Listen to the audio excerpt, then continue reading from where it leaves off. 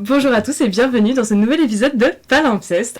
Aujourd'hui, je suis en compagnie de Rose et Lola. Hello. Et on va parler de romance. Évidemment, de romance dans les livres. Dieu merci.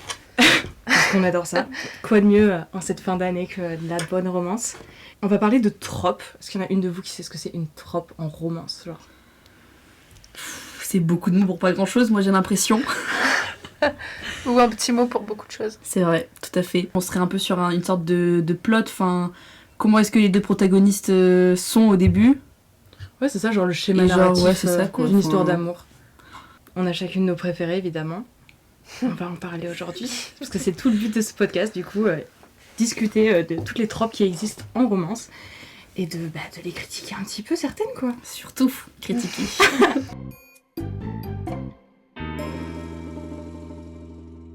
Commençons par le commencement. Le premier, mais pas des moindres, le Enemies to Lovers. Donnez-moi vos avis, mais je veux tout savoir. Seigneur Dieu, quoi. Je crois que j'ai jamais trouvé de bonne Enemies to Lovers à lire. Enfin, un truc correct qui dure sur genre un pavé de 500 pages. On a 400 pages d'Enemies to Lovers.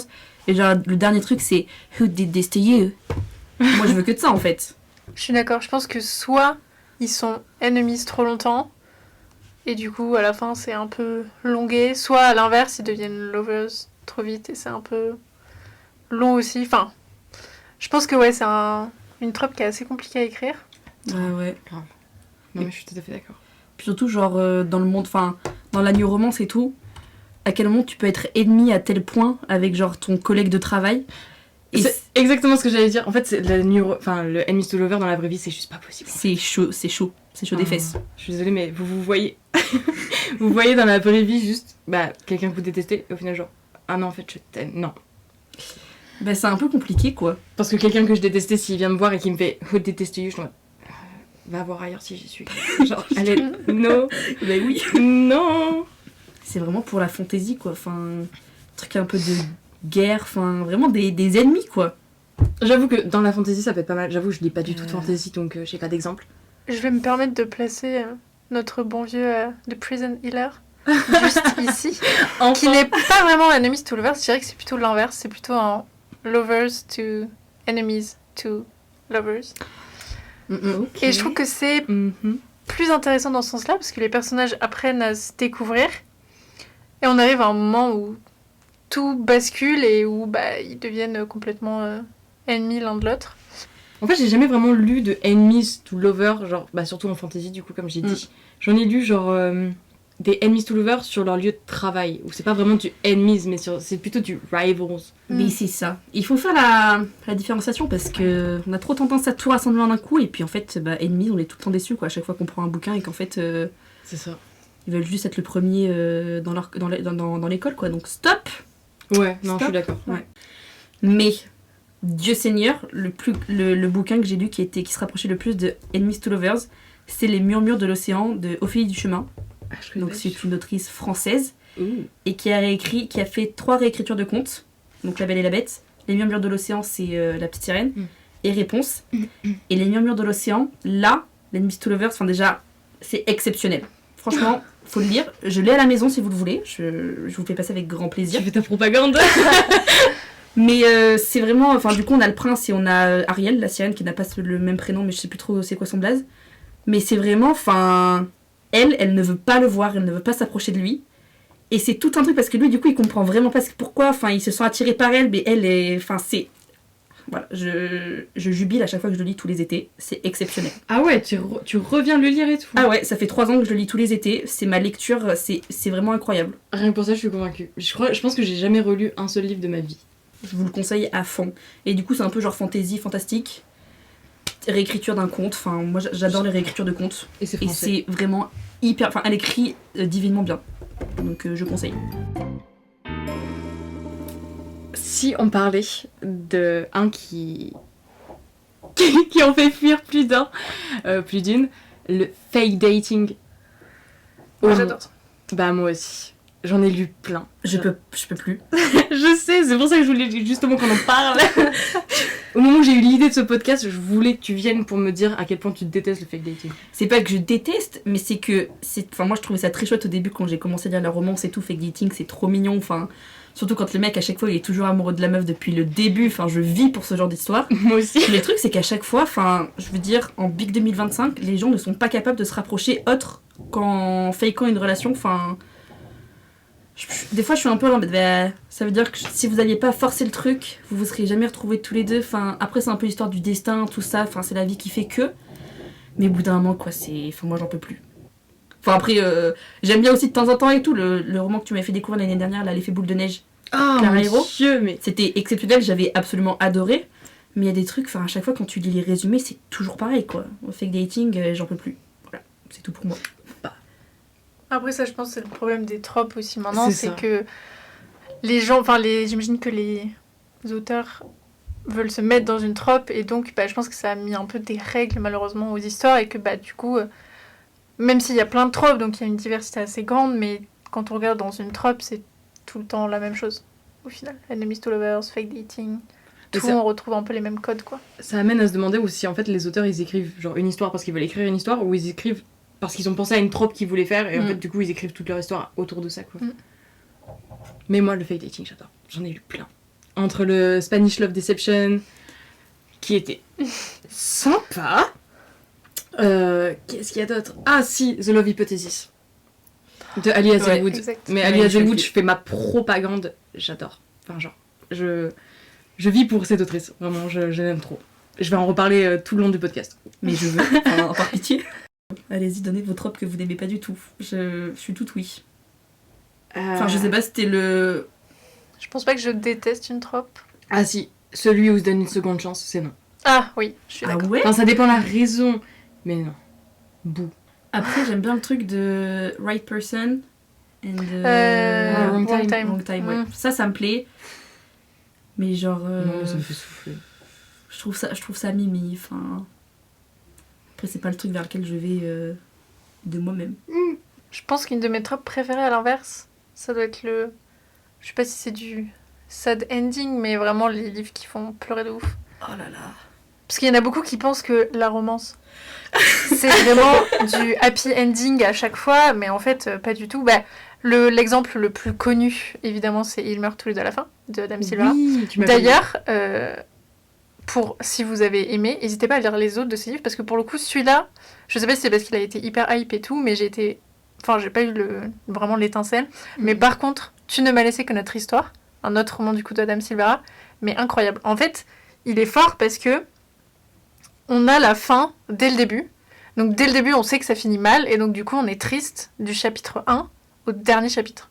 Il n'y a pas un chapitre où on est heureux parce qu'on sait comment ça finit. Et j'adore pleurer en lisant. Il y en a un que j'ai découvert grâce à Ali Hazelwood, encore, je reviens sur elle, mais je peux pas m'en passer. C'est celui où il y a genre une différence d'âge entre les deux. Alors, j'avoue que je partais avec beaucoup d'a priori. Mais du coup, genre, il y a une différence d'âge de ouf. C'est, comment il s'appelle ? Problematic Summer Romance, de Ali Hazelwood. Elle vient de le sortir vraiment cet été. En gros, le mec a 38 ans, elle en a 23. En soi, c'est ok. Ouais. Genre, il n'y a pas de truc ou quoi que ce soit. Et en fait, lui, c'est le meilleur ami de son frère à elle. Et voilà quoi. Enfin, elle est amoureuse de lui. Et en fait, lui, par contre, est grave, du coup, pas pour leur relation, etc. Parce qu'il dit, je suis plus vieux que toi et tout.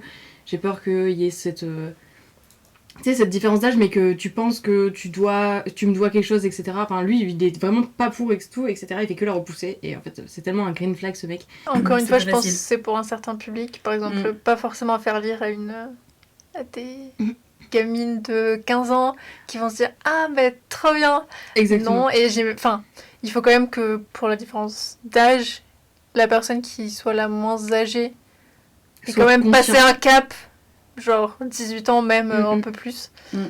Et voilà. Je pense qu'après, un gros souci aussi de cette trope-là, quand c'est le cas, c'est quand il y a des jeux d'autorité en soi, quand c'est par exemple des élèves et des professeurs. Ah ouais, non, ça je peux pas. Ouais, ça Dans Maxton Hall en soi, c'est le cas. Oui, Lydia et du coup le prof. Ouais. C'est ça. Ouais. Après, je sais pas. J'ai l'impression que ça dépend aussi des situations parce que là, pour le coup, c'est pareil, ils se sont rencontrés avant. Mais bon, du coup, les plus âgés, enfin, il arrive, c'est son prof, donc bon, c'est un peu délicat. C'est comme Ezra et Arya dans Pretty Little Liars. Exactement. Et après, j'avais lu aussi, mais c'est pareil, Dark Romance, donc là, c'est encore plus problématique. Ah, je sais de quoi tu vas parler. Troublemaker Ouais. de quelqu'un, c'est pas... C'est pas Swan, son nom de famille Si, c'est ça. Un truc comme... Laura Swan Non, Oui, c'est ça, je crois. pas sûr. Bon, à Un truc comme vérifier. Mais là, c'est pareil, mais c'est encore plus problématique parce que elle est chez ses parents, elle est rejetée par ses parents, bref, vont tous en soir, elle est toute seule, il y a des cambrioleurs qui arrivent, et donc il y a un des cambrioleurs qui va lui dire, enfin, un peu la sauver et pas dire aux autres, en gros, qu'elle est là pour pas qu'elle soit tuée. Voilà. Et quand elle arrive le lundi à l'école, elle se rend compte que son nouveau prof, c'est du coup ce fameux cambrioleur. Mais Et qu'est-ce ils qu'il vont évidemment il est tomber prof déjà amoureux. Il y a beaucoup de problèmes, et donc lui, il la reconnaît tout de suite. Elle, je crois pas forcément... Mais si, parce qu'il avait enlevé son masque. Donc... Ah ouais, non, ça c'est chaud. Déjà, enfin... Il y a le age gap, il y a le fait que ce soit son prof, et il y a aussi le fait que ce soit le cambrioleur de sa maison. Genre, Il y a syndrome pas mal Stockholm, de c'est petits chaud. problèmes C'est chaud. dans cette histoire. Mais encore une fois, c'est horrible à dire, mais c'était addictif et je l'ai lu super vite. Alors que je sais que c'est très problématique. Mais encore une fois, j'ai 22 ans et je me rends compte de ce t'es que je lis, quoi. consciente. Après, c'est différent, tu vois. Tu pars en commençant le livre avec, du coup, la conscience Ouais, de ce que tu c'est vas ça. lire. À l'âge Gape. J'avais lu un manga, je crois, quand j'étais petite, je devais avoir 14 ou 15. Et c'était une fille qui avait genre 16 ans, qui avait perdu son grand frère et qui correspondait avec un mec dont elle ne connaissait pas du tout l'identité. Elle savait juste qu'il était proche de son frère. Et enfin, je veux pas. Voilà quoi. Mais le mec en avait 24. Donc il avait peut-être 8 ans d'écart. Ah oui, quand même. Et en Ah, la fait, saison, les deux entretenaient une relation amoureuse alors qu'elle n'avait que 16 ans, elle a eu 24. À l'époque, j'étais un peu innocente et tout, j'étais un peu là en mode j'adore ce manga, c'est trop bien et tout, genre j'en veux plus. Et là, donc j'ai récupéré la collection et en le relisant, je me suis dit c'est un peu chaud quand même. Et puis après, il n'y a pas que de ça, enfin, c'est pas que de l'amour et tout. Et puis lui, il est assez. Il la respecte, enfin. C'est basé sur du respect aussi énormément. Mais il y a des passages où je suis un peu bon, bah. Ça s'appelle comment? C'est Denjeki Daisy. Ok.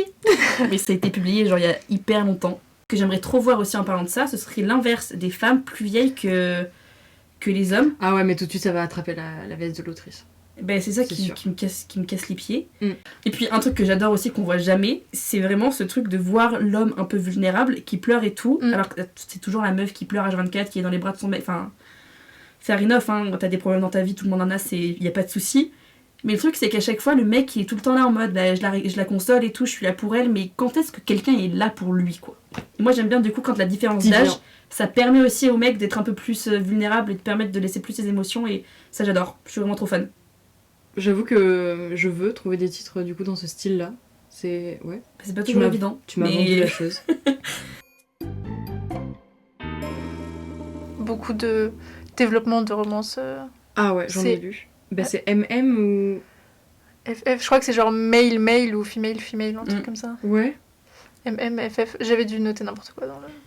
Mais oui, je crois que c'est ça. Bah justement, Adam Silvera fait ça, et c'est vrai qu'il y en a pas mal, j'en ai lu pas mal. Bah la New Idols sont éteintes, qui est une saga quand même qui est assez connue en France, qui traite aussi ça et qui traite pas mal d'autres sujets. Et c'est vrai que bah, je trouve qu'il n'y a pas encore assez de représentation justement autre que hétérosexuelle. Je suis d'accord. Dans la littérature. J'ai lu Heartstopper. Oui. Ah, j'ai adoré. C'était tellement chouette. C'est adorable. Mais après, au niveau des romances MM, enfin, j'en ai pas lu énormément. Enfin, du roman au roman. J'ai lu énormément de mangas par contre. Donc des BL. Et c'est quelque chose qui est très chouette. Mais encore un truc que je regrette encore une fois, c'est que enfin, les romances MM sont beaucoup plus romantisées que FF. Enfin, j'ai beaucoup de mal à trouver des mangas ou des romances. Enfin, du coup, manga pour moi, mais avec une jante féminine, quoi. Mais je crois que j'ai jamais lu. Ouais, j'ai déjà lu MM, mais en effet, FF, ça se C'est trouve beaucoup plus rare, beaucoup moins. beaucoup moins romantisé que... Enfin, parce que malheureusement, on romantise un petit... Enfin, c'est de plus en plus romantisé surtout les mangas, je trouve, entre deux hommes. Et du coup, ça plaît énormément. Il y en a énormément qui sont, mais vraiment, enfin, qui vouent un culte à ce genre.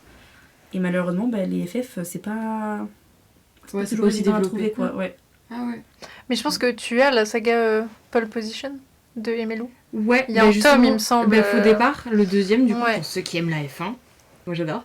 Du coup, ouais, la saga Pole Position de Aimé et Lou, donc c'est deux sœurs qui écrivent ensemble. Le deuxième tome, donc ouais, Faux départ, c'est une romance MM. Et j'ai pas lu le troisième, mais il me semble que le troisième aussi. Mais c'est vrai qu'il y a souvent, c'est rare que justement dans des sagas comme ça, type Campus Drivers, les Off-Campus, etc. En général, donc on a un tome par personnage du groupe d'amis C'est qui ça, se fait pareil. beaucoup en romance. Et c'est vrai que du coup, là, je trouve ça bien avec Pole Position que entre les tomes, t'es du coup différentes tropes, C'est différentes choses.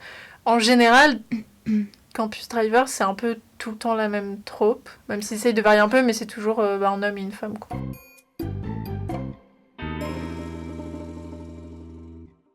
Est-ce que vous pouvez me faire un top 2 ou 3, du coup, de vos genre tropes? J'aime beaucoup, on en a pas parlé, mais j'aime beaucoup Friends to Lover. Ok, ouais, simple et Ça, efficace. c'est un truc, ça me fait fondre. Enfin, c'est. Voilà. Je suis Il n'y a pas d'accord. besoin de plus de mots que ça. Après, il y a forcément Enemies to Lovers parce que même si c'est difficile à trouver, ça fait toujours un peu. Enfin, la tension et tout entre les deux, c'est toujours cool. Puis Prison Healer et Murmure de l'Océan, là, comme j'en avais parlé, moi, c'est deux titres que j'ai adoré, que. Voilà, faut lire. Ce qu'elle dit pas, c'est que Prison Healer, c'est elle qui me l'a recommandé. Au final, elle a mis 3 mois à les lire, alors que j'ai mis une semaine à tout lire. Ouais, bon, ça, après, c'est qu'un détail, quoi. Il y a pas besoin de. Et après, le dernier, mais c'est. Enfin, je sais pas tant, c'est pas trop romance. Enfin, ça peut l'être, mais c'est vraiment genre. Found Family. Ah ouais, ok. Bon, ça n'a rien à voir. Enfin, il peut y avoir de la romance et tout, mais c'est vraiment ce concept de. T'es plein de personnes qui sont totalement paumées dans leur vie, qui se regroupent et tout, et qui forment vraiment un groupe hyper soudé. Et enfin, des gens sur lesquels ils auraient jamais pu compter, ou enfin, genre, tisser des liens. Et enfin, je trouve ça exceptionnel. Ce n'est pas de la romance, enfin, pas toujours, mais c'est toujours très doux à lire, enfin, j'adore. Voilà. Je te recommande du coup la New Little Sunshine. Je sais pas si tu as déjà lu ou pas du tout. C'est trop bien. Le tome Bien 1 résumé. est top. Mais en fait, c'est ça, on suit des jeunes et ils ont chacun leur trauma, donc ça permet aussi d'aborder pas mal de traumas quand on est au lycée. Le premier tome est incroyable, du coup, romance MM. Le deuxième tome est un peu plus longué, parce que du coup, c'est la même chose, mais du point de vue de l'autre personne. Donc c'est un peu plus long. Et après, tome 3 sur un autre personnage, et les tomes 4 et 5, c'est sur les deux autres personnages. Pareil, un point de vue de chacun, mais je crois que l'histoire continue. Voilà, faut que je lise le dernier là qui est sorti. Go alors. Enfin, Mais à lire. franchement, top.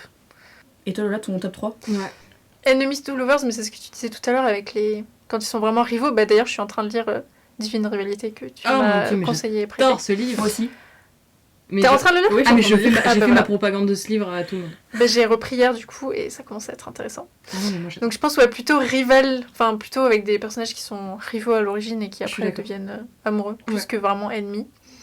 Et après je reste sur mon sad ending, je pense, les livres qui font bien pleurer. Ouais, Ok, ça tue ça. j'entends. Moi, je pense que mon top 1, je pense que c'est le Friends to Lovers. Genre, j'aime bien. C'est simple, efficace. Et le fake dating est vraiment... Il est dans mon top 3, il est pas 3, quoi. Il est pas 3ème. Mais ça rancune, enfin. Désolée. On se parlera toujours après, c'est pas grave. Bah, j'espère, parce que t'aimes mes recommandations de livres, donc... Ouais, par contre, si vous voulez des recommandations de bouquins, enfin, Laure, c'est un peu la star. Enfin, de romance précisément, je ne sais pas si elle est forte dans les autres choses. J'espère. Mais romance, enfin, m'a conseillé que des petits bangers, donc voilà, s'il y a besoin, vous la contactez, quoi. Vous avez son mail, je pense, dans la description.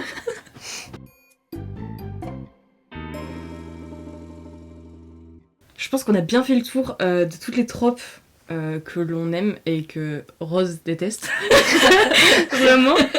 Je pense que ouais, c'était pas mal. N'hésitez pas à vous nous dire les tropes que vous adorez et détestez, bien évidemment. On veut vos avis. Et ouais, donnez-nous des top 2, top 3 personnels. C'est trop bien. On veut Donnez-nous échanger. des bonnes recommandations. On tient quand même à remercier la FLSH qui nous a quand même permis d'enregistrer ce podcast dans un endroit bien plus agréable que les podcasts précédents. Et voilà quoi. C'est terminé pour aujourd'hui, je Je crois bien. pense qu'on a vraiment fait le tour de tout. Donc merci beaucoup. J'espère que ce podcast vous a plu et je vous retrouve très bientôt pour un prochain. Bye. Bye bye. Bye.